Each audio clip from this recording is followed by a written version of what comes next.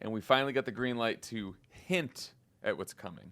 We're announcing all the details early next week, but if you want to be the first to know what we're up to, you got to sign up for the newsletter, which is just fantastic. Fantastic. We got Sarah Lazarus on board now writing it. Brian Beutler, as always, the whole crew here. It's fantastic. You can sign up at crooked.com/subscribe to find out about our new podcast. We're really excited about it, and we think you will be too. Also, little plug for the 2019 elections that are coming up in a month. Democrats have a chance to make big gains in Kentucky, Louisiana, Mississippi, and Virginia, where we need to flip just 4 seats to win the legislature and the chance to draw fair congressional districts in 2021. Gun reform, all kinds of good stuff could come from winning Virginia. So head to votesaveamerica.com where you can donate to our Fuck Gerrymandering Fund and find out volunteer opportunities in these states, some that you can do right from the comfort of your home. All right, let's get to the news. Last night in Westerville, Ohio, the Democrats held their 4th and largest primary debate in history, featuring 12 candidates. Joe Biden, Elizabeth Warren, Bernie Sanders, Pete Buttigieg, Kamala Harris, Andrew Yang, Cory Booker, Beto O'Rourke, Amy Klobuchar, Julian Castro, Tulsi Gabbard, and Tom Steyer shared the stage for 3 hours.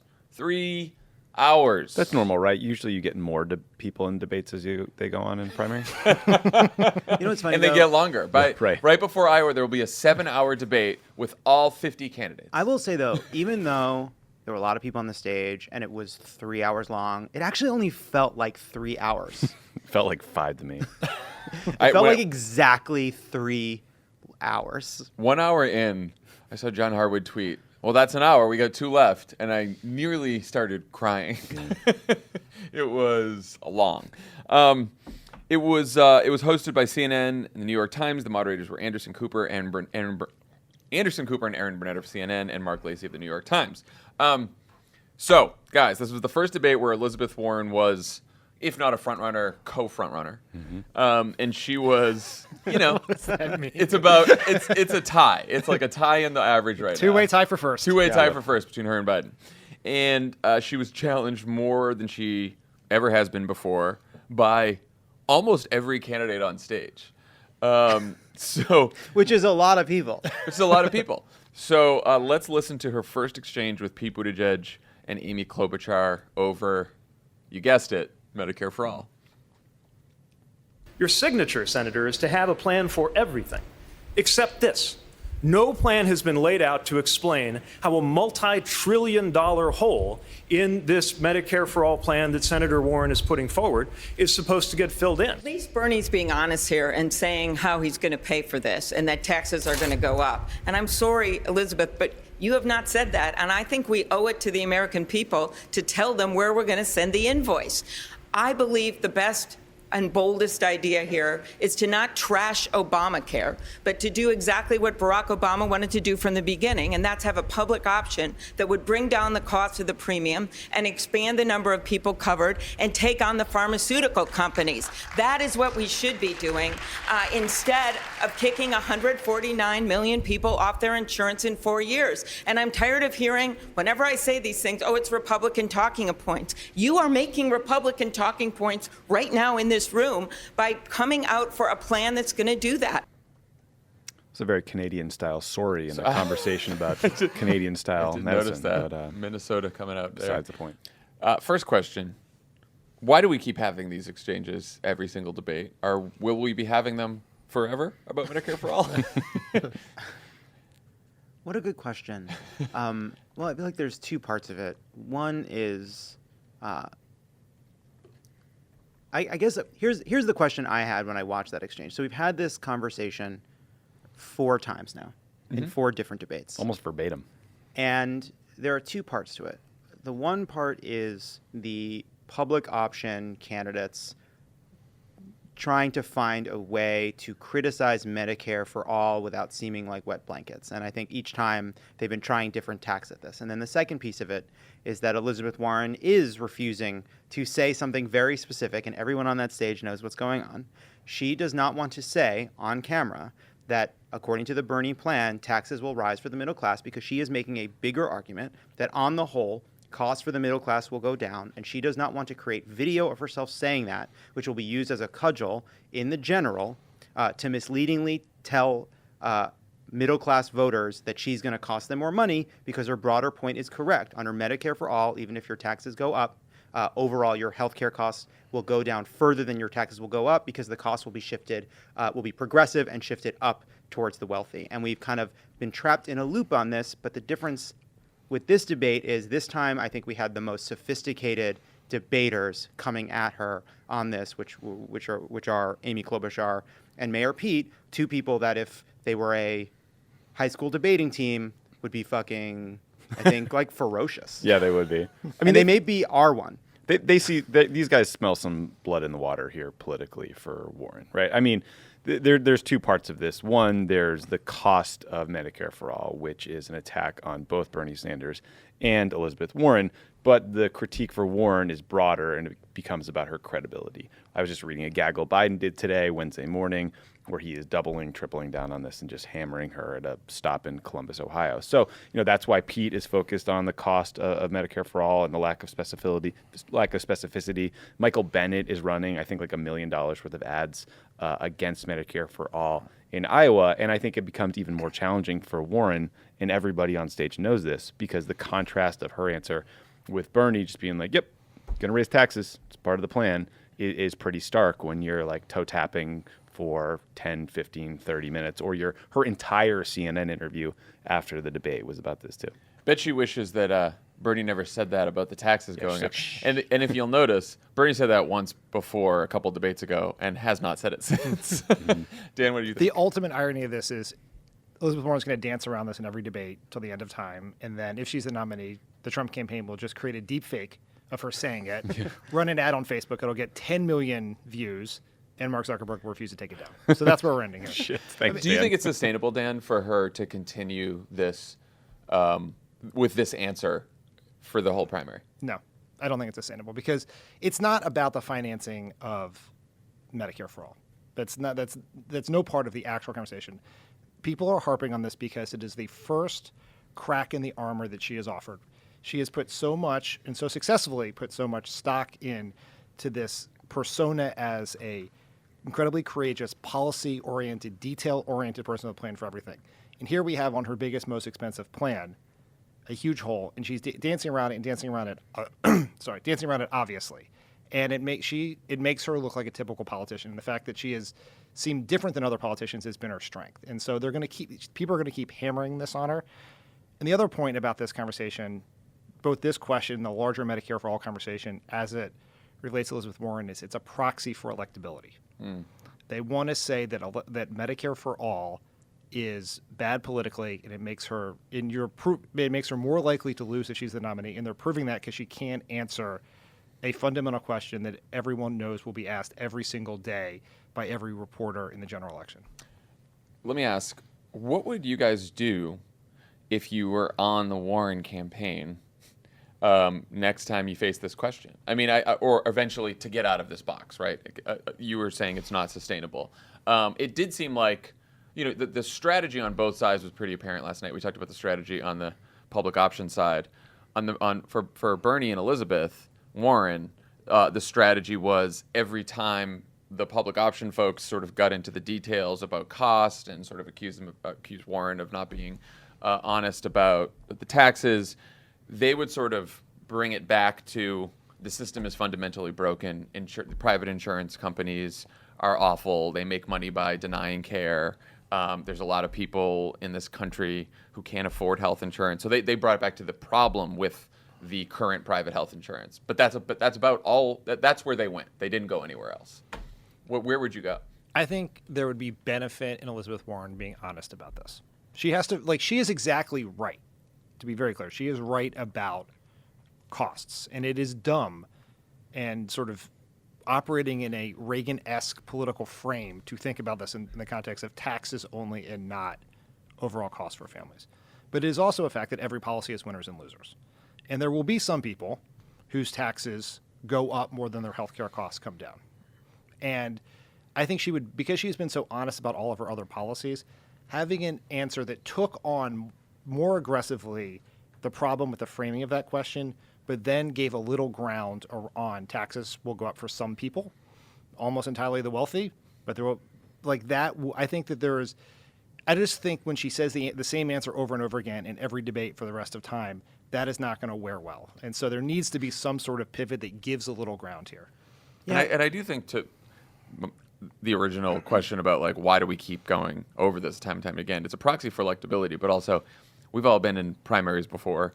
It is difficult to find policy differences in a primary. When you do find a policy difference, it becomes the opportunity to differentiate yourself from the other candidate. I mean, we spent a month in 2008 in the primary arguing with Hillary Clinton over a gas tax holiday. Oh my God. Remember? Because now it was I feel one weird. Yeah, because That it was 2008 feeling in my stomach. We made it a huge deal. We made the individual mandate in the healthcare plan an enormous deal. Not just in the the individual primary. mandate, individual mandate versus automatic enrollment. Right. And so that like this is why this keeps getting brought up, because there aren't a ton of other big issues going forward where the candidates have big disagreements. I do think, Dan, to your point about where Warren should go from here, I think if she is more granular about taxes and costs and specific about the plan, it will also give her the opportunity to point to the other candidates and say, you have trade-offs in your plan as well. Like, I don't know that either Bernie Sanders or Elizabeth Warren have been sharp enough on the deficiencies or the trade-offs in the other plans. Because, yeah, there's trade-offs on Medicare for All. There's costs, there's taxes, there's all that kind of stuff. There's also trade-offs in Pete's plan, in Amy Klobuchar's plan, in Biden's plan, right? Like, they don't cut costs in the healthcare system as much as the Sanders and Warren plan. Their plans are more expensive. Other people are going to pay more out of pocket in their plans than they are in Sanders and Warren. Like, there's just, there's trade-offs. This was, I think, the most sophisticated debate we've had, but it's still not really getting at the pros and cons of a public option versus Medicare for All, and why they actually do believe it is a better system in which people transition from private insurance. I also think the reason you see Pete going at this is because I think Pete and Amy. One thing I was thinking about when I was watching them is like, this is not Amy Klobuchar and Pete Buttigieg are really fucking smart, and Pete specifically, I think, has thought a lot about how can I be on the attack without giving ground on policy? How can I go after Elizabeth Warren without seeming like I'm throwing a wet blanket on boldness? It's the same thing what he tried to do with Beto later on. And this is the one place where the script is kind of flipped. For the past three debates, what we've seen is, I think, the bolder, more left candidates attacking kind of the moderation and lack of and the nuance of some of the other candidates on the stage. And this is the one place where that sort of is flipped, where what they're actually doing is they're saying you're being political. You're the political one now. I'm the honest, bold change maker. You're political. And I think that's why ultimately it's such a good attack and why it's not sustainable for her to stay where she's at. The other reason we go around the bend on this is debates and the conversation in the campaigns are always focused on legislation you pass, which is really a dumb way to think about the president. So we know, having worked there, that you can do so much more with executive authority. Now, obviously, they spend time talking about foreign policy, which is something presidents can do on their own, but there should be more of a conversation, not about the bills that no candidate is likely to pass in the form in which they're proposed, and more about how they would go about fixing the healthcare system on their own. How would they repair Obamacare? Who would they appoint to these jobs? Which would be a very refreshing question and debate. The pen and phone debate. Asking them all, let's say that Mitch McConnell holds the Senate and there's a Republican Senate, what are you going to do to improve the healthcare system? Would be very interesting. Yeah, I do think, back to your point, Lovett, there's a difference between Klobuchar and Pete, which I want to raise here. Klobuchar has been moderate from the start. This has been her whole theory of the case. Maybe she hasn't made the argument as sharply as she did last night in the fourth debate, which I thought she was very sharp. Pete back in February was arguing that Medicare for All is the compromise position and the center of the political debate because it involves private hospitals and doctors, but a public payer. And a lot of liberals and people on the left said, oh, that's a very interesting way to frame it for Pete.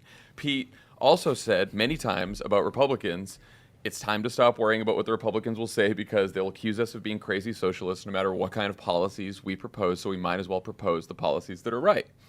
So the fact that he came out of the gate and became so popular by being this bold progressive truth teller, and now he's looking to be the more moderate alternative to Joe Biden, I think opens up a vulnerability for him as we go forward that Warren or Sanders or some of the other more progressive candidates could easily exploit. Yeah, I mean, he probably benefits by being one of many people attacking Elizabeth Warren last night. But I was surprised that we saw so much angry Pete last night because I don't think it served him well. I don't know that it did. I mean, look, we'll find out. I don't know that it did either. I mean, Dan, I saw you talking about this on Twitter. Like, he has two choices. When you're in third or fourth place, you have the choice of attacking and losing or not attacking. So, like, you have to do something to shake up your campaign. But, I mean, to John's point, I think if you're going to attack someone's honesty and credibility when you yourself have changed significantly on policy, that's a challenge.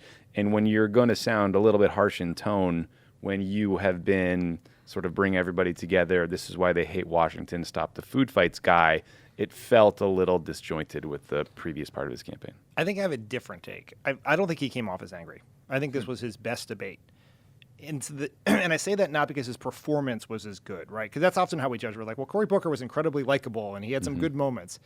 He knows what his strategy is. He knows what he thinks his lane is, and he executed it aggressively.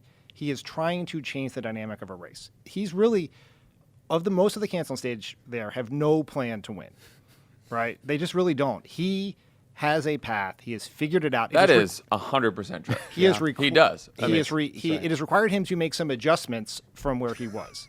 But that you just sort of yada yada over that. Yeah. But every candidate does that, right? And I think we should watch it very carefully. Like, there's an existential question about how much these debates matter in terms of changing public opinion, but they are very helpful in understanding how candidates see the race. The question is, are the adjustments natural and do they seem authentic or do they seem calculated? And I don't know. You're right. Like, we are way too in this. We pay attention to this way too closely.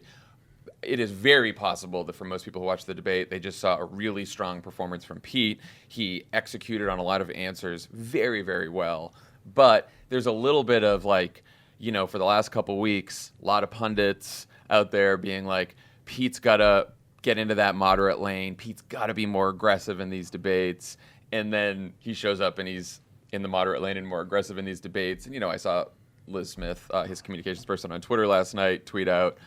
She's like, for all the people who are saying that Pete couldn't throw or take a punch, tonight shows you otherwise. And it's like, okay, well, that's even more leaning into, like, all right, you told us to do this and now we're doing it. Well, I actually think what's more important to me is not did he throw a punch or not, and even not what were the attacks, what was he trying to say about Warren or Beto or any other people he kind of mixed it up with. It's more, what does it say about him as a candidate, right? So the aggressiveness is a means to get attention. What is he saying? So when he goes after Elizabeth Warren about being evasive, he's saying, I'm the honest Midwestern truth teller. When he goes after Beto on guns, he's saying, I'm the only one being honest about what we can actually achieve, right? Like, you start to see the attacks are a vehicle for the message that he's now trying to say. And I think it's actually we have seen debate after debate, the more moderate candidates struggle to figure out how to not fall to seem kind of, squishy compared to Elizabeth Warren and Bernie Sanders. It's happened again and again. I think that to me is the takeaway on Pete, that he is thinking about how to be a angry, bold, moderate. I thought Pete was, like, aggressive and compelling on Syria, for example. Yes. He knew his shit. He was righteous. It was his best moment. It worked. And maybe the best moment of the night. Yeah, it was really impressive. I just do think, like, the front runners in Iowa are like 20, 21, 22%. He's sitting at 14%, which is really kind of great place to be at this point in the race. And there is a risk if suddenly all the Warren people are like, what the fuck? He was being a dick to her last night. And all the Biden people think that. And all the Beto people, it's like there is a risk to being too negative too early. Oh, for sure.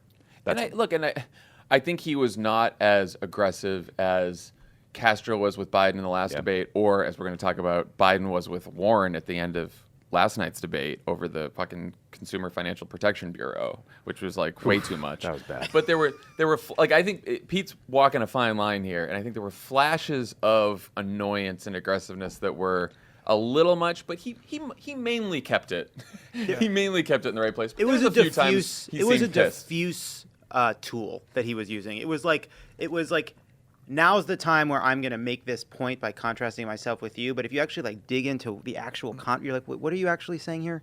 What is your actual disagreement? It's not really. It falls apart in your fingers. Well, that's my thing. Is that I think Warren was maybe not as prepared as she'll be next time to sort of tear into some of Pete's inconsistencies. Well, I don't that's the think she question. handled them. I don't think she handled them as well as she could last night. I think that's the question for Pete, which is now he has the page has turned. For a long time, he was the inspiring, good news, non-threatening candidate, right? And now he's making a play for other people's supporters. He's trying to take down Biden and Warren because he is the one candidate who is most likely to benefit from the fall of both of them. Yeah. And so, and if you talk to reporters, you talk to people in the campaigns, almost universally, the candidate in the campaign that all the other campaigns are most annoyed with is Pete. Yeah. And so I think there's going to be several counterpunches over the next few days, and we'll have to see whether they're ready for it. All right. Warren was also challenged on her wealth tax by Beto O'Rourke and Amy Klobuchar. Let's take a listen. I think we need to be focused on lifting people up. And sometimes I think that Senator Warren is more focused on being punitive or pitting some part of the country against the other, instead of lifting people up and making sure that this country comes together around those solutions. I want to give a reality check here to Elizabeth because no one on this stage wants to protect billionaires. Not even the billionaire wants to protect billionaires. Good line. We just have different Sorry, I was like, approaches. Your idea is not the only idea. And when I look at this, I think about Donald Trump, the guy that after that tax bill passed, went to Mar-a-Lago, got together with his cronies, and said, guess what? You guys all got a lot richer. That was the one time in his presidency he told the truth. So we have different ways. I would repeal significant portions of that tax bill that help the rich, including what he did with the corporate tax rate, including what he did on international taxation. You add it all up, you got a lot of money. That one helps pay for that child care, protects that dignity of work, make sure we have decent retirement, and make sure that our kids can go to good schools. It is not one idea that rules here. So this was a moment where I was like, I don't understand what we're arguing about. Like, Elizabeth Warren does not support the Trump tax cuts. You know, it's like a strange. See, go ahead, Dan. No, I was going to say what she is responding to is this idea that if you're not for Warren's wealth tax, then you are pro-billionaire, which is an argument that both Bernie, who has a similar wealth tax, and Warren have made, certainly implicitly and sometimes explicitly. In Klobuchar's position, which I think she delivered very well, is there are other ways to get that, and no one here is pro-billionaire. Even Tom Steyer is taxing himself at $50 million in order to run a campaign. I thought Klobuchar's answer was the sharper one there and made sense. Beto's, well, we can talk about Beto's answer in a second. But go ahead. What Amy Klobuchar is saying there is we can do a lot of good by repealing the Trump tax cuts. But I don't think anyone on that stage really disagrees with that. She made a compelling argument for why we should repeal those tax cuts, but I don't understand, like, because she's just saying, I don't think the wealth tax works, and the way to get the money we need is to repeal the Trump tax cuts. I guess that's what I'm saying. Like, she didn't make an argument against Elizabeth Warren's plan. She made an argument for something that everybody on that stage would do anyway. That's true. No one except for Beto's weird argument was talking about why the wealth tax specifically is bad. The reason that, and we didn't play the first part about Beto's answer, the reason that Beto's answer was so fucking confusing and basically nonsensical was they asked Beto, do you support a wealth tax? And he said, yeah, I think that's part of the solution. And then he was like, I'm worried that Elizabeth Warren is punitive. Yeah. He's trying to make the point that Elizabeth Warren is too divisive. And right. that but he didn't have the facts to, he didn't, right. Like, he didn't this is use just the the wrong, substance for like, it. this is also Pete's argument, right? This was implicit throughout the entire debate. And Klobuchar's, to another extent, is we need a candidate who can unify the country when this is all over, both to win the election and fix all the fucking problems Trump did. And the argument, which I think is unfair, but is that Warren is too divisive to do that. I just think the wealth tax is a terrible way to make that argument. Maybe the worst way to make the argument. The polling on the wealth tax is, latest polling from June is 66% of people in this country think it's a good idea. It'll bring the country together. Specifically, the question is Elizabeth Warren has proposed a wealth tax. It was very specific. 66% agree, 30% disagree. 55% of Republicans think it's a good idea, 43% disagree. Warren, you could talk all day long about the vulnerabilities of Medicare for All and the position on taking Medicare for All. There are are no political vulnerabilities in being for a wealth tax. There just aren't. It should be in the Democratic Party platform in the 2020 convention, whether Elizabeth Warren's the nominee or not. There's no data that shows it. Show me data that shows it's politically problematic. I'm no policy wonk, but I think hammering billionaires is pretty good politics. And let's take a moment. You don't even need the polls. Even the billionaire on stage thinks it's good politics. Let's take a moment to say, I think it's so exciting because Tom Steyer spent $48 million to get on that stage, and it was so nice of everybody to kind of make him part of it, you know? Because, like, when you pay for a VIP ticket like that, like, sometimes you don't know if you're really going to feel like it was worth it, but then, like, the fact that Amy made a joke about him, like, made him part of the show, I think was really cool. Divisive tie? I kind of liked it. Plaid plaid tie? tie? I like a I thought plaid it was tie. I think cool. there's a backstory of the tie. Yeah, he right? wears it all the time. Yeah. Wonderful. Later in the night, Warren was even challenged by Kamala Harris on her reluctance to call on Twitter to ban Donald Trump's account. Let's take a listen. This is a matter of corporate responsibility. Twitter should be held accountable and shut down that site. It is a matter of safety and corporate accountability. Thank you. Senator Warren, you can respond. So, look, I don't just want to push Donald Trump off Twitter. I want to push him out of the White House. That's our job. So join but me, the if you way, will. Join me in saying that but his Twitter let's account should be shut down. No, let's figure out No? why it is that we have had laws on the books for antitrust for over a century and yet for decades now.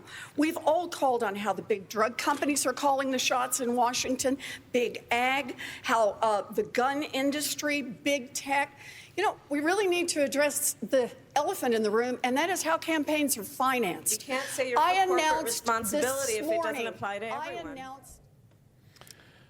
So we didn't hear the very beginning of that, but that whole thing started with Elizabeth Warren talking about sort of breaking up Facebook and tech regulation, and then Kamala sort of gets herself ready and says, you know, Senator Warren, I called on Twitter to take down the account, and I saw that you refused to join me on this. Why? So she specifically decided to just kind of make a challenge to Elizabeth Warren about this issue. Why do we think she did this? Yeah, I mean, so I criticized this line maybe a little too harshly on Twitter. Heard from some folks on Kamala's team. Look, I like Kamala Harris a lot. I thought she had a really great line on the assault weapons ban when she brought up reproductive health. I thought it was really compelling and powerful.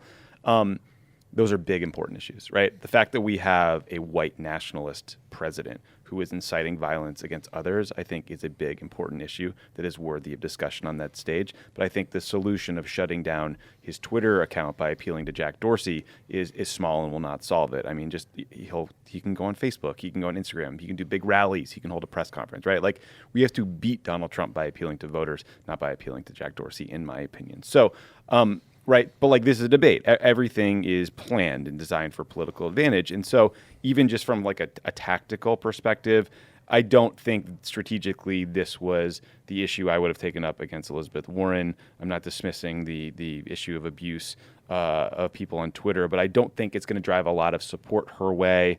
It seemed sort of pre-calculated, and it seems smaller than the issue of the way Facebook specifically has distorted our democracy. And like, it wasn't also just like one little moment, right? Like, when you say something like that, you know all the reporters going to pick it up because they live on Twitter. And I watched her post-debate interview on CNN and on MSNBC, and this was the focus of both of those conversations, like 3 questions in a row on both networks. So it's just not the thing I would have wanted to be talking about today. Love it. I was also pretty critical of it. And, you know, actually, you know, Kara Swisher, I talked to her on Lovett or Leave It about this, and she actually makes a really good argument for why Trump's account should be taken down from Twitter. Actually, the argument she's really making is Twitter should enforce its rules, and by any fair, objective reading of Twitter's policies, Donald Trump violates them on the regular. Let me say that again. Donald Trump violates them all the time, and he does so in a way that incites violence and hate, and could even lead to like genuine harm and threats and fear for people, and it does every single day. That's absolutely true. Elizabeth Warren was making a larger argument about the structural problems in our economy, the ways in which big tech companies and monopolies are influencing our politics and influencing our society, and the dangers that poses, and the importance of regulation. And Kamala Harris was saying that Donald Trump should be banned from Twitter, and Twitter should observe its terms of service. Fine. But she was also using it as an opportunity to draw contrast, right? She didn't make an argument for removing Trump from Twitter. She took an opportunity to try to kind of put Elizabeth Warren on notice, to draw a contrast, to make a moment out of it. And I found that ultimately not, I just didn't find it reflected well of Kamala Harris, who I think is a much better candidate than that, who's had incredibly strong debates in the past, who can make a compelling argument against Donald Trump, who can be bigger. And, that's it. I think it's pretty simple. If Kamala Harris had said, by the way, now that since we're talking about big tech and its responsibility, I've called on Jack to shut down Donald Trump's account, and I hope everyone on this stage will join me in saying that. I don't think she would have gotten any criticism over it. I don't think anyone would have thought it was small. It seemed I never begrudge someone for taking a position that they really believe in and are passionate about, even if it's something that I disagree with, because they just genuinely believe in it. Where I worry is when candidates seem like they are trying to calculate a moment or a lane or a position or something like that. And I realize that's campaigns. You do that in campaigns, right? But sometimes it's clumsier than other times, right? Like we just said that Pete's, I believe that Pete's transition here has been a little clumsy and a little obvious. And I think in that moment, Kamala Harris getting herself ready, turning to Elizabeth Warren, pointing to her to try to bring out the contrast was what that was about. Like I said, if she had just stood up and said, everyone on the stage should join me in this, it would have been different. It would have been different. It was a stunt. It is the definition of a stunt. It was a pre-planned moment for her to not just make a case for something important, which is trying to deplatform violent and racist rhetoric. It was about trying to take a shot at Elizabeth Warren, and at a time when Elizabeth Warren was making a pretty big and important argument about large forces in our society, in our economy, the place where she's strongest as a candidate. And I find it really disappointing, because I think one of the things we've talked about many times is how strong a candidate we believe Kamala Harris to be. We saw that in the first debate when she really, struck at Joe Biden in a way that showed the kind of strength she has as a candidate. But what we've also talked about all along is we sometimes don't understand the larger justification for why she's running for president. And the question I would have for Senator Harris would be, what does this say about the kind of president you'll be, that you think this is the big issue to draw a contrast with on Elizabeth Warren? I mean, yeah, and look, every candidate, this is the problem as we get this deep into the primary, is that all of the candidates who are not front runners are being told by everyone they know and everyone who's working for them and everyone who's consulting them that, like, you got to draw a contrast, you got to have a moment to get out front here. And it's not just Kamala, like a lot of them are doing that. And it's tough to watch because so many of them seem pre-planned, and it's just like it's an extra level of artifice on the process that I think is, it's just obvious sometimes. The only other thing I would add to this very long conversation about this topic is that, is if we're thinking about what to be really concerned about in the behavior of tech companies as relates to politicians and Donald Trump, it is Facebook's policy that allows politicians, most notably Donald Trump, to lie in ads. Yeah, right. And basically use Facebook's immense amount of data to target disinformation at the voters that Facebook tells them are most likely to fall for that disinformation. And that is a massive threat to democracy. And I don't think that should be a point of contrast between the candidates, but I think it is an issue that should be raised, and Facebook should have to be held accountable for, and the presidential candidates can help do that. Yeah, for sure. All right, we talked about Pete earlier, who was particularly dominant and more aggressive than usual. And in one of his most praised moments of the night, I think rightly, he and fellow veteran Tulsi Gabbard debated the role our military should play in defending our Kurdish allies in Syria. Let's take a listen. Respectfully, Congresswoman, I think that is dead wrong. The slaughter going on in Syria is not a consequence of American presence. It's a consequence of a withdrawal and a betrayal by this president of American allies and American values. Look, I didn't think we should have gone to Iraq in the first place. I think we need to get out of Afghanistan. But it's also the case that a small number of specialized special operations forces and intelligence capabilities were the only thing that stood between that part of Syria and what we're seeing now, which is the beginning of a genocide and the resurgence of ISIS. Meanwhile, soldiers in the field are reporting that for the first time they feel ashamed of what their country has done. So we didn't hear Tulsi's side of that, but what was wrong with Tulsi's argument there? Tulsi Gabbard's argument. What's going on with her? What's she doing? Yeah, so she's saying that Turkey is invading Syria and killing the Kurds, our allies, because of a, quote, regime change war that we've been waging in Syria. Yeah, she said that a lot. She used that phrase a lot. Yeah, she referred to a regime change war in Yemen as well. That's just not accurate, right? When Obama was president, he called on President Assad to go, but there was no effort to march towards Damascus and take him out. That never happened. So she's just totally wrong. And in fact, the northeastern part of Syria has been occupied by these Kurdish forces, and things have been relatively safe and relatively calm there for since basically the Kurds and the international coalition waged this campaign against ISIS and took back Raqqa and all these other places. So I don't know what the fuck she's talking about. And then she starts talking about how the New York Times and CNN smeared her for calling for an end. So it's like, it's just so loaded with grievance. And to use this moment on the world stage, and to use this moment on this huge stage when you are a veteran and you have experience serving the military and some knowledge of the region, and to make it about yourself and the way you were treated by a CNN commenter just so misses the point. I couldn't believe it.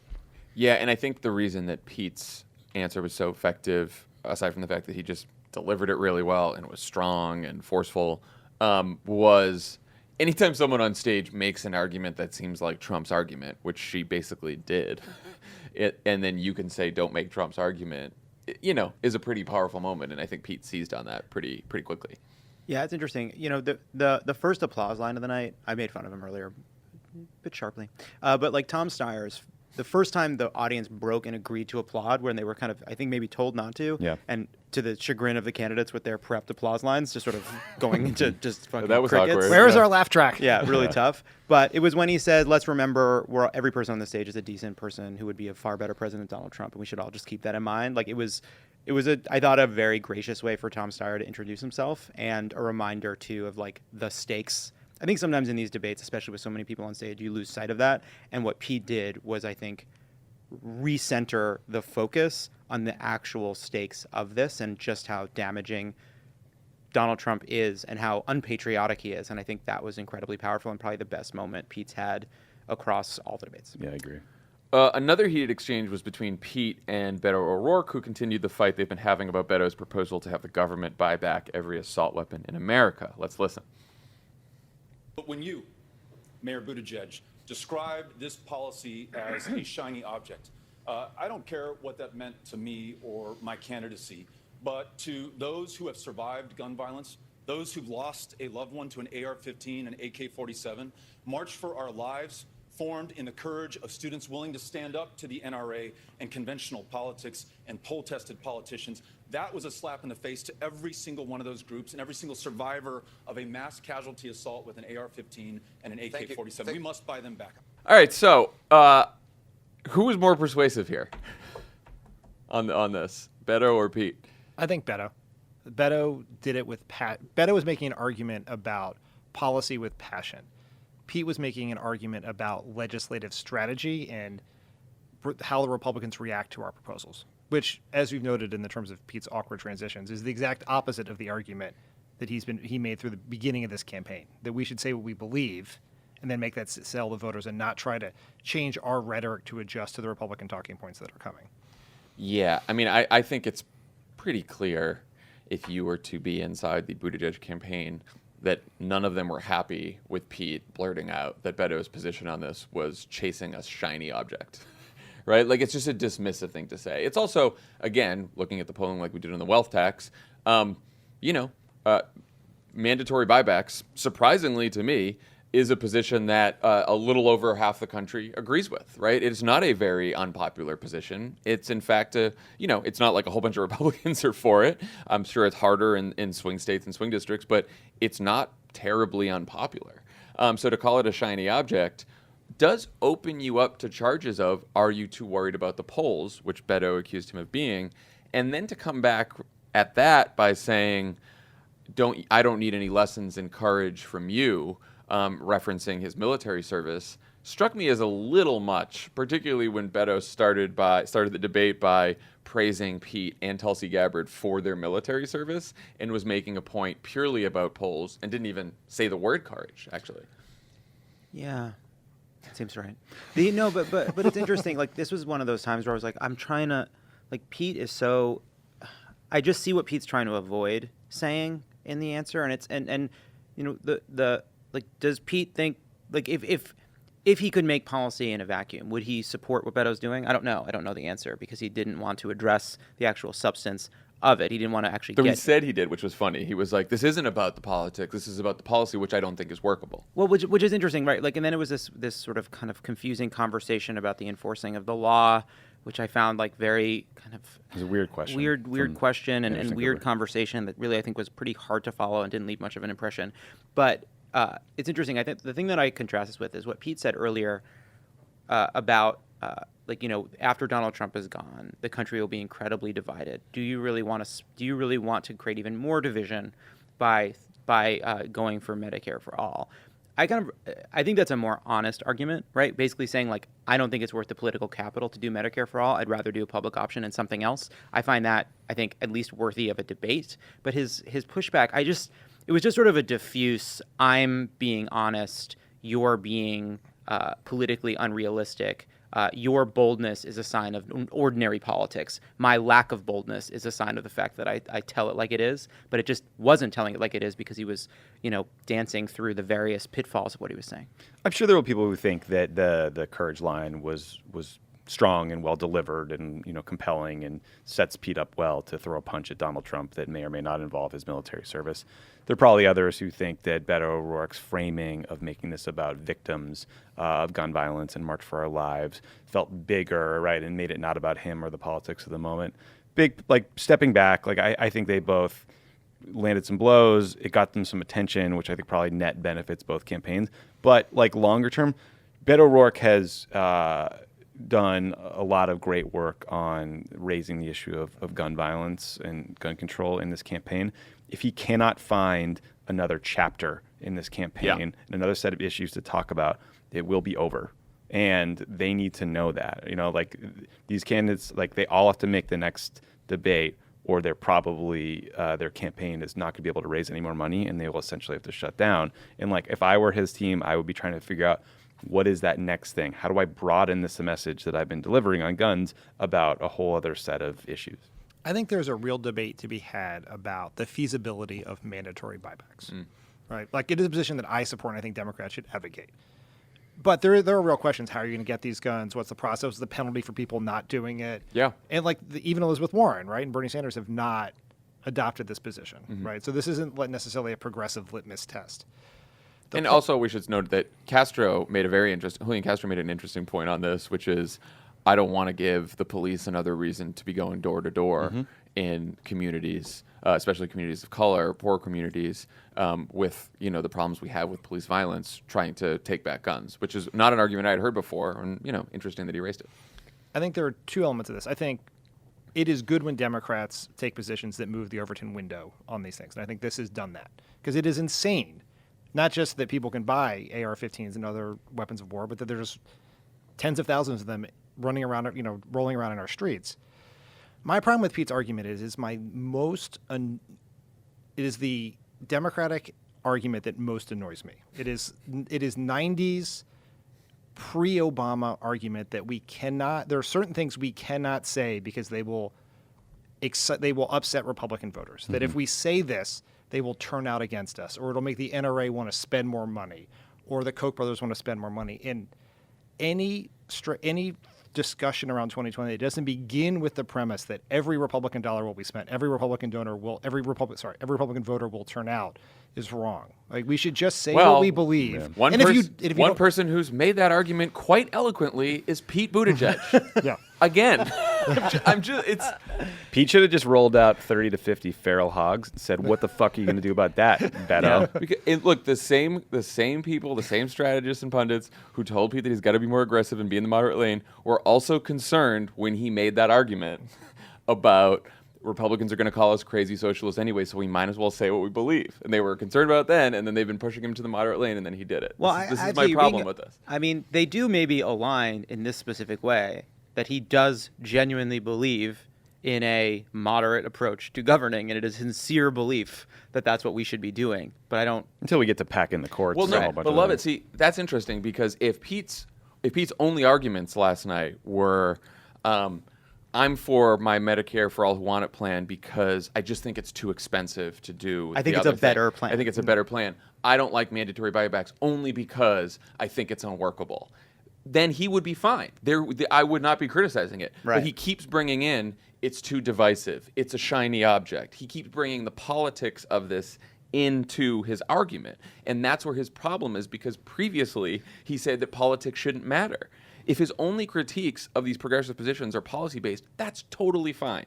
Bringing the politics into it is refuting himself from earlier in this Right, I'm game. trying to think if there's any way to square it. Is there any way you can actually make this consistent from what he said before about not adopting Republican talking points and then not wanting to be too divisive? I mean, every candidate has this problem. Yeah. Right. Elizabeth Warren has made not doing fundraisers a big part of it. She did a bunch of fundraisers. Yep. They gave her her first $10 million in seed money for this campaign. Bernie has gun positions that he's trying to square the circle on. Kamala Harris has co-sponsored Bernie's Medicare for All bill. Now it's a different, everyone has this problem. The question is, how well is Pete going to be able to execute this? Mm-hmm. And are people going to effectively call him out on it? Right. And that because is, if you don't effectively call him out, then it's your problem. So you didn't figure it out. That is true. Democratic primary 2020 is your problem.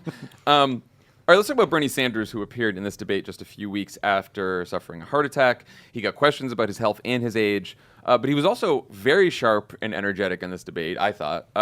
Here he is challenging Joe Biden's record. Joe, you talked about working with Republicans and getting things done. But you know what you also got done, and I say this as a good friend. You got the disastrous war in Iraq done. You got What do you say to your bankruptcy friends? bill, which is hurting Your enemies? middle-class families all over this country. You got trade agreements like NAFTA and PNTR with China done, which have cost us 4 million jobs. Did you say NAFTA? Did say That's NAFTA. very Boston. I'll say one thing about that exchange. We've been talking about sort of the right way to go after Biden. A lot of people have gone after Biden in a whole bunch of different ways in this primary. To me, going after his policies and his record, especially Iraq, trade deals, the bankruptcy bill, is, I think, probably with voters, the most effective way to go after Joe Biden. A lot of people are weighted. I think a lot of people think that foreign policy and experience is Biden's strength, right? Certainly Joe Biden does. He said it last night on stage. The challenge for him is that when he was asked last night to articulate what he would do differently in Syria, it wasn't the most coherent thing I've ever heard, nor was it particularly compelling. He often makes the point about, I've met with Putin, I've met with Erdogan. Like, maybe that works. It's certainly simple for voters to understand, but I didn't come away blown away by the net impact of that experience. And then Bernie consistently drops the fucking hammer on the Iraq war vote. And that he has not figured out how to counter that yet. We're on round 3 or 4 of that exact same criticism. Yeah. do you think voters still care about that? It's a great question. I'm sure it's diminishing. I have no idea. I'm sure it's diminishing in the minds of some voters, and especially for younger voters who are, have aged into the electorate and weren't really around during the Iraq war debate. Maybe less so, but I think there's probably, it's issue 5 or 6 after 1 through 4 being electability. But I do think that there are a bunch of anti-war activists in Iowa that still can be pretty influential. what do we think of Bernie's performance in general before we get to Biden stuff? Great. We should get his doctors. Yeah, I mean, he looked good. He was really strong. This was a very important debate for Bernie because his campaign, because he'd fallen behind Warren in the polls. There'd been some polls that show him getting closer to the bottom, to the single digits in some cases, and there'd been this sort of narrative of, is this over for his campaign?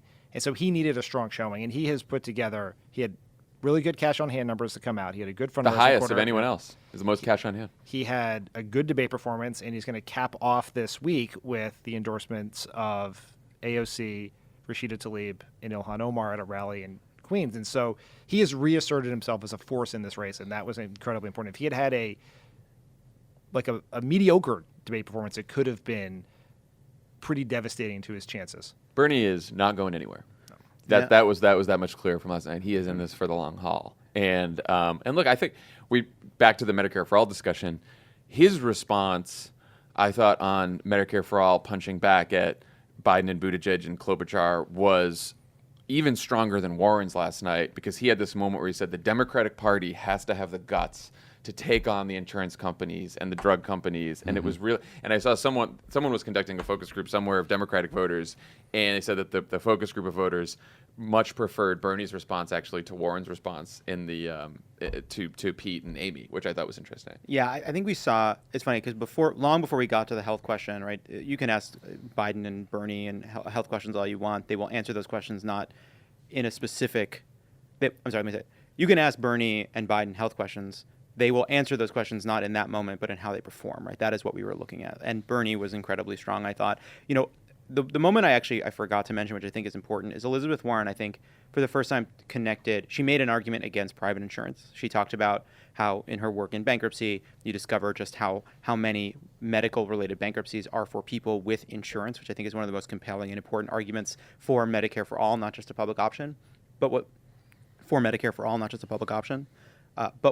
Bernie did, I think, in the healthcare section, and I think what Bernie did was show why he's so strong. And I think sometimes I myself do this, we all do this. You get into the kind of the tactics and the strategy, but then you realize, wait, what actually makes a candidate incredibly strong in a debate is they have a compelling and faithful rationale for their candidacy that makes them unassailable, right?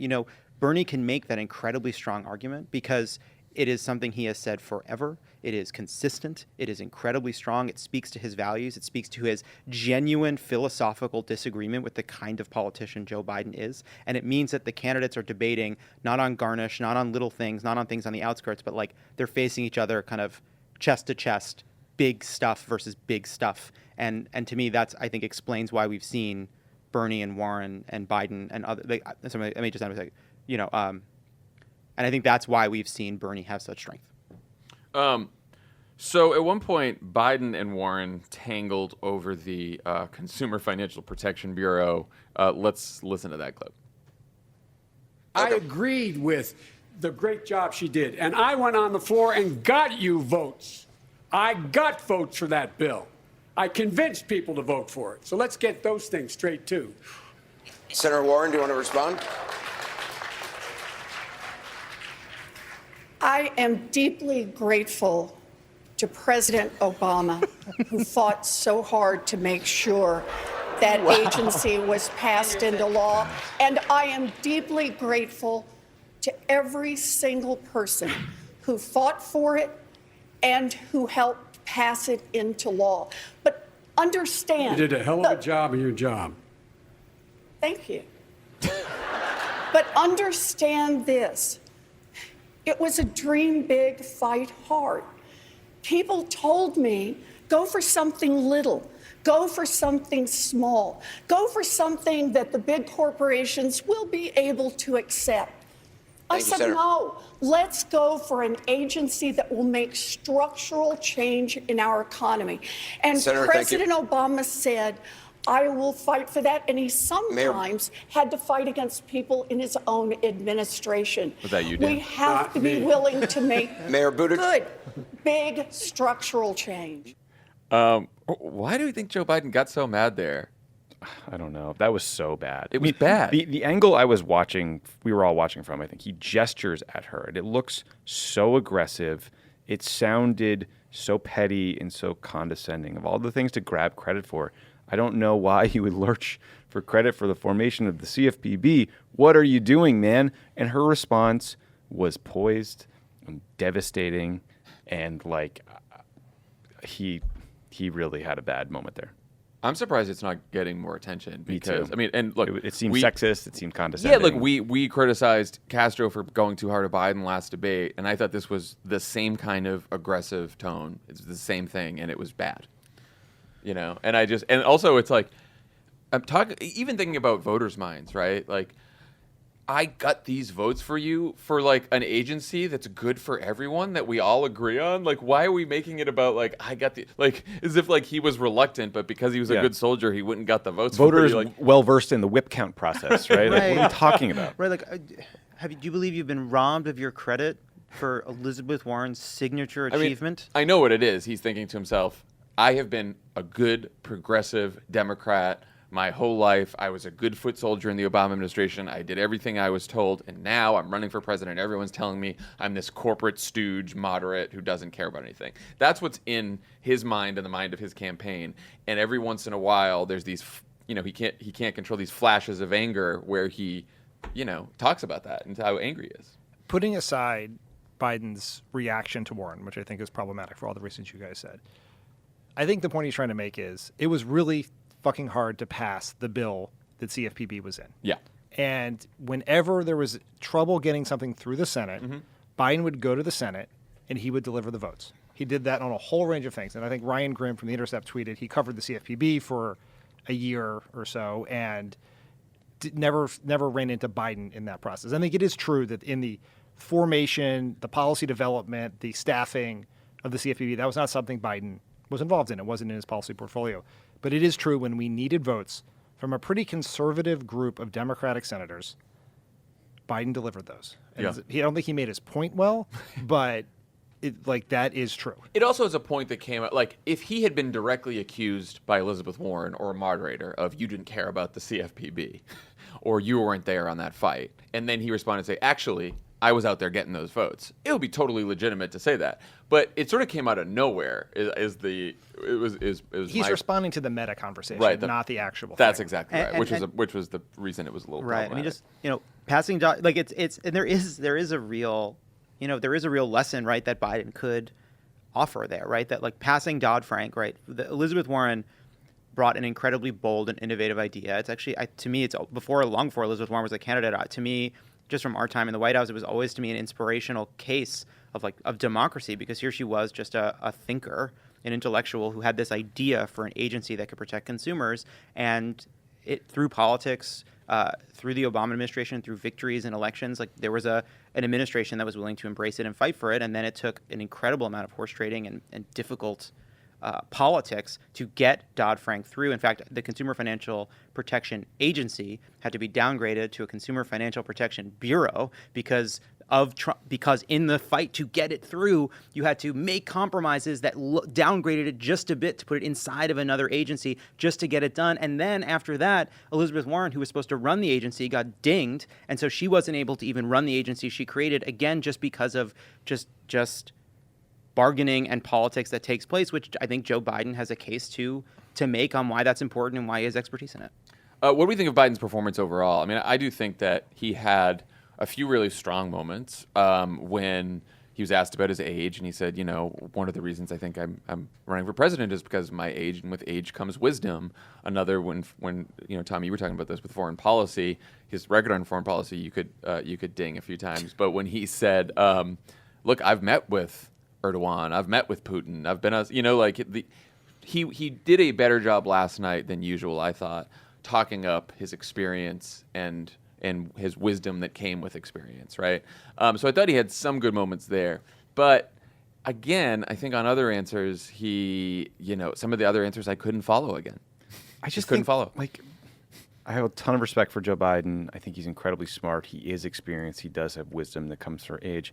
But I can't grade him on a curve. He had a shitty week, and I'm waiting for him to walk into one of these debates and seem sharp and on his toes and on top of everything, and to do it with a smile, like the Joe Biden who debated Paul Ryan and Sarah Palin did, with that big beaming Joe Biden smile that could make every political shot go down easier. And instead, you get the pointing at Elizabeth Warren shouting moments, which I think are just going to nullify anything else that happened that night.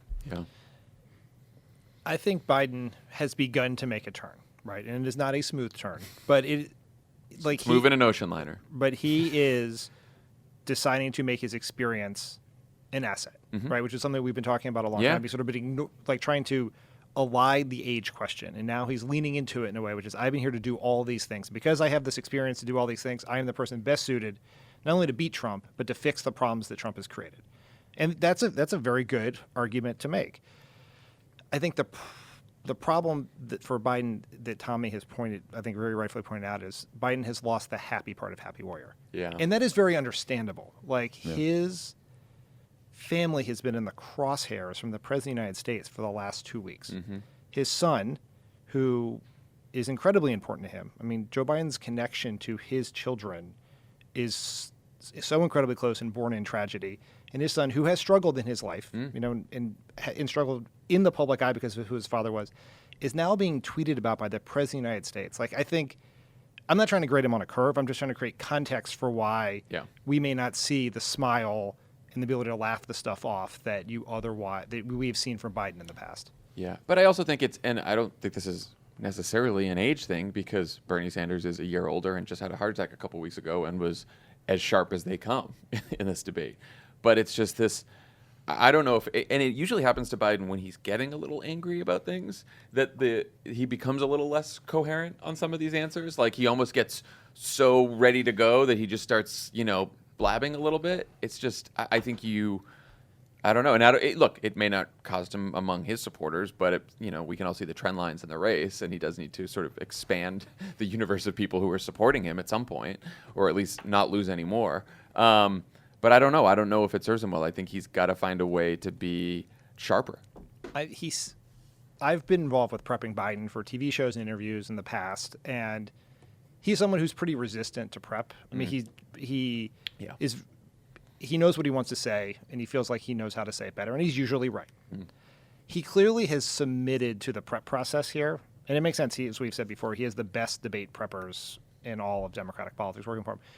But it sort of feels like he has 120 seconds worth of things to say, and he's trying to get him into 60 seconds. And he knows that. And you can tell he knows that. He's just, like, in that answer where he was going through his accomplishments, which should have been a very, very powerful moment, he tried to fit so many things in that saying you accomplished 12 things is not twice as good as saying you accomplished 6 things, right? Yeah. And I think that has been a problem. And maybe as these debates go on, he'll be able to get into a more natural balance between having the strategic benefits of being involved with a very good debate prep process and still maintaining the authenticity that has been core to his political appeal for decades now.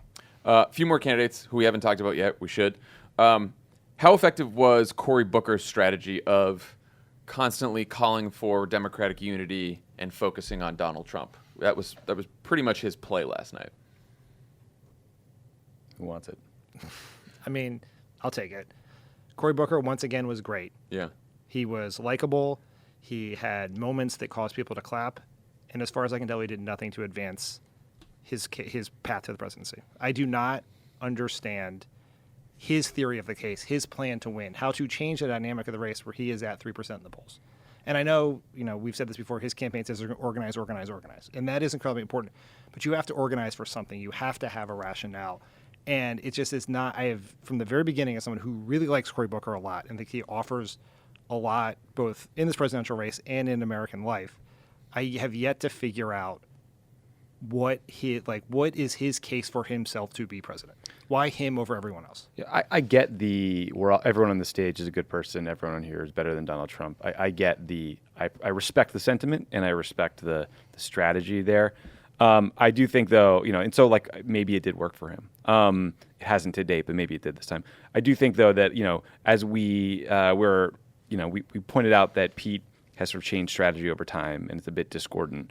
It's worth noting that after the last debate, I believe, Cory Booker went on TV and said that people are worried that Joe Biden is too old and might fumble the ball before he gets over the goal line, right? Which is a pretty stark contrast to the tone we see on the debate stage. So, to me, it's interesting. He always seems sort of kind of annoyed or bemused by the question. It's an odd. It rubs me in an odd way, but I really like him as well. He feels like an outside observer to this presidential campaign. Yeah, it's there was a moment during one of the little scuffles. I think one with Pete and Booker comes in once again to say, "See, this is what I'm talking about. We can't do Donald. We have to not do Donald Trump's work for him or whatever the specific line was." And it was an opportunity, I think, to kind of enter the debate. Right? Say what you think. Say why you think. It was on the guns thing. It was on the guns. Yeah. Say why you think Mayor Pete's full of shit. That's what you think. Your face says that you think Mayor Pete's full of shit. Well, he said it last week. He also thinks, right, and he also thinks that Beto came to the issue too recently. Yeah, he has problems with both of them. Those would have been interesting things to say. I would have wanted to hear them. And I guess to me, I think I've always found the promise of Cory Booker as a candidate quite real, and I think it's something he kind of shows you little glints of. And when he talks about love and embracing people you disagree with and a deeper understanding of what it means to be part of politics. Like I talked about him when I interviewed him. Like I keep waiting for like the meat on the bone that says, okay, if you have this different take, show me what it means in policy. Show me what it means in politics. Show me what it means in how you conduct yourself as a candidate. And because he sort of stays to these platitudes in the debate, you never see it. And I've just been waiting to see it. And once again, I didn't.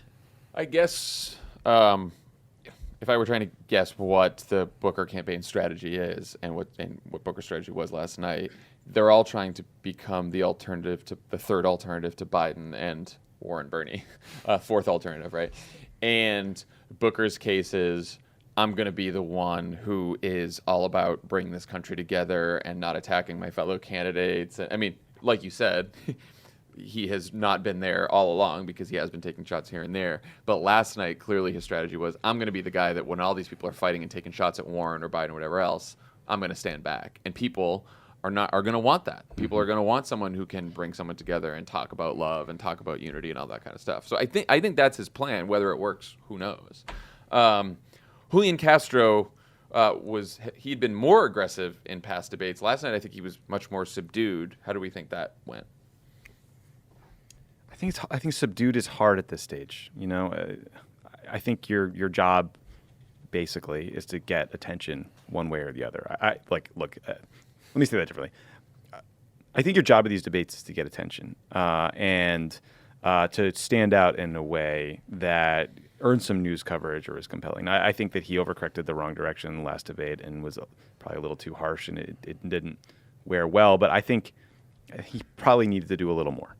Yeah, I think, look, as someone who had criticized him in the past for being too aggressive, I really liked the Julian Castro that showed up last night. I thought he did a great job. I thought he had a lot of really strong answers, and I thought, but it again, it's the question for, you brought up, Dan, for Castro, for Booker, for Beto, for a lot of these candidates, like, what's your plan to get out of 2-3%? And I think this isn't it's not an easy thing to solve, right? Because if it was, you'd just be like, okay, attack other candidates, and that's how I get it. But there are risks with attacking other candidates. There are risks with being too aggressive that we've talked about a lot. On the other end of the spectrum, there's risks with not standing out and just giving pat answers. So, when you're in these campaigns, you're like, how do we get attention, like Tommy said, without coming across as too aggressive or unfair or too calculated? And that's a really tough challenge at this stage of the race. It's really tough, and it's tough not because it's not really a tactical question. Part of the issue is that the three frontrunners represent the kind of broad ideological divisions of the Democratic movement. You have Joe Biden representing the center to center left. You have Bernie representing the left, and you have Elizabeth Warren toward Bernie, but basically saying that I will, pretty left. No, but I would say pretty left while establishment friendly left. Establishment friendly left, saying she's capitalist, Bernie's a democratic socialist, but I'm not a moderate like Joe Biden, and so into that, I think all of these other candidates have struggled for months and months to find a way to get into that conversation and show why they are uniquely suited to be the nominee. And I think we see various efforts to. I'm sorry, that's it. Andrew Yang on stage again last night, continues to raise a good amount of money, continues to poll higher than some of the other candidates on the stage last night. What do we think? How did Yang do? With the possible exception of Donald Trump running on racism, Andrew Yang is Andrew Yang is the most successful single issue candidate in history. Yeah.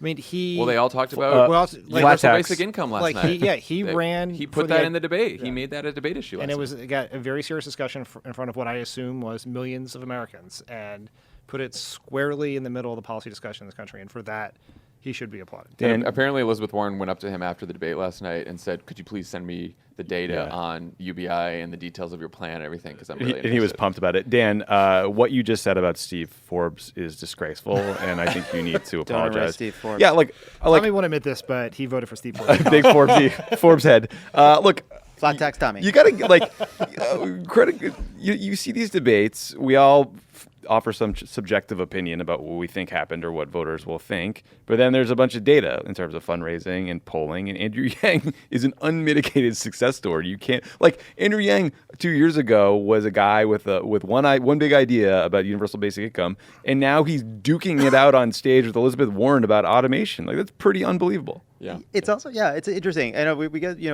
these debates can be very frustrating, but just stepping back, we've seen actually really good and interesting shifts in the policy discussion as a result of this primary, whether it's sort of UBI leading to a discussion of UBI versus a jobs guarantee, both incredibly big, would be incredibly bold and new policies.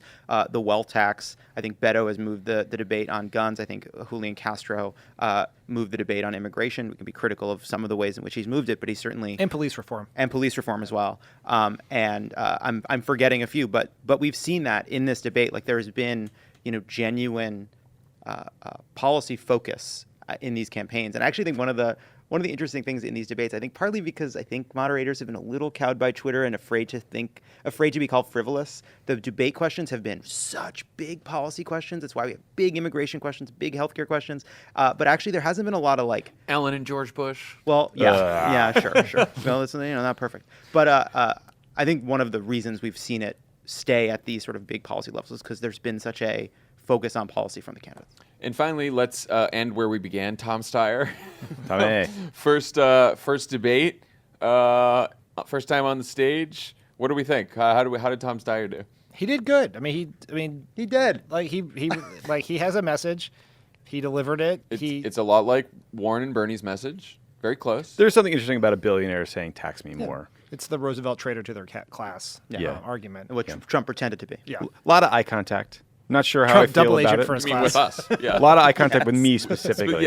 Staring into your soul. Me and Tommy Stiles were locking eyes all night long. I like the tie. Someone told him, look, on that stage, you're not talking to the other candidates or the audience. Right. You're talking right into that camera, which is, the piece of advice that you do give people who are prepping for debate. But he took that advice and he ran with it. But again, in terms of just success, right, along the same lines as Andrew Yang, Tom Steyer spent shitloads of money to run ads and get donors. $47 million, and got himself on the stage. So he had a very expensive strategy, executed it, and here he is. Yeah, it's also, I'm very glad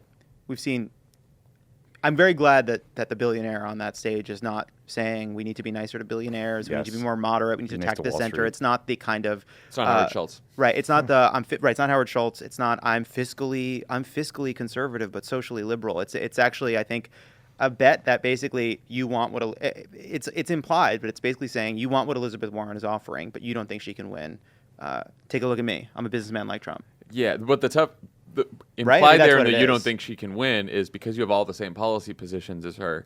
Basically, you don't think she can win because she's a woman. I'm not saying Tom Steyer said that, but what I didn't get from him last night is why you and not Bernie Sanders or Elizabeth Warren? What specifically are you going to do differently than the two of them, since your message is so similar? What qualifications do you have? I guess he said, I started a business. So if you like Bernie Sanders and Elizabeth Warren's message and policies, but you like the idea of a businessman in the White House, then I guess you got Tom Steyer. We like someone who can make the arguments they're making while batting down the arguments that they don't understand how the world works, right? That's the fair reading of it. Mm-hmm. We've had basically a full day worth of debates in this primary. Yeah, true. Hours at a time. And with the exception of Klobuchar and Pete tonight, almost no other candidate who's not in the top three has had any success making an argument for why them, why not the others. And so the fact that Tom Steyer did not do that only does not mean that he is failing where others have succeeded. He's just doing exactly as well as most everyone else in the same tier he's in. Well, which brings me to the final question. Do we think this debate will change the race in any way? Has this changed the race or reshaped the race in any way? I do think it's notable that both Buttigieg and Klobuchar came out swinging last night, and that's going to get most of the attention today. Most of the headlines today are moderates fight back last night, which has been what moderates have been trying to do for the last 3 debates and haven't really done successfully until last night. So I do wonder if it was a bit more of an important debate than usual. I think it's a preview for what's to come. Yeah. I think we see the race has been in the exact same place since the very beginning, with the exception of Elizabeth Warren rising from 3rd or 4th to 2nd. And now we're seeing, I think, what the campaign can look like. I think for the first time, we've seen people land a punch on Elizabeth Warren, who otherwise has been untouched and flawless in all these debates. I still think, by any measure, she was excellent last night, delivered her points, but there was some weakness. You could see some cracks where people might be able to exploit it over time. And so I don't think this debate is going to change the poll numbers, but I think we know more about how the candidates are thinking about the race than we have at any point before now. I agree. All Can right, I say then. one more thing, though? You sure can. I think the most important thing that happened last night, with the most consequences for the race, is not what happened in the debate. It's the release of the Q3 FEC Yeah, we reports. haven't talked about that. And which showed Bernie Sanders with the most money, Elizabeth Warren and Pete Buttigieg behind, but was still within the 20s of millions of dollars, and Joe Biden, co-front runner, as you called him, with less than $9 million, which is Pretty shocking. It's tough. devastating. Like, Joe Biden's path to nomination is to be able to organize and advertise in the Super Tuesday states because of his high name recognition, how well known he is in the party, he has the ability, in his broad base of support. His path to nomination involves racking up delegates and everything that happens after the first 4 states. And right now, he does not have enough money to run a full campaign in 2 of the 4 states, let alone the 4 states and everything that comes after. And he has shown zero ability to raise money online. So he does not have the capacity that a Bernie Sanders, or Elizabeth Warren, or even a Pete Buttigieg would have to refill his coffers. And I think that is a fundamental game changer. It's going to cause the Biden campaign to make some very serious, very hard decisions about where he's going to play. If one of these candidates had just bit the head off an Ellen doll like Ozzy Osbourne and spit it out on stage, this thing would be over. That last question. Ellen. Who's your weirdest friend? Skip climate change. No. Reproductive rights. No. Weirdest friend. Ellen, Weirdest there friend. We go. Cool. Everyone say John McCain all at once. Skip the rest of the question. John McCain and then for Cory Booker, someone who ate meat. which Sarah Lazarus predicted like Group verbatim. friend. It was amazing. John, your wife Emily said that I'm her weirdest friend. Yeah, that's always been true. That's always been true. I think You're all of our John McCain. I think that was part of your speech at our wedding. That's true. That's true. We're like when a turtle and a rabbit become friends at the zoo. All right, everyone. We will have no pod Thursday because this pod is out Wednesday, and then we'll see you next week.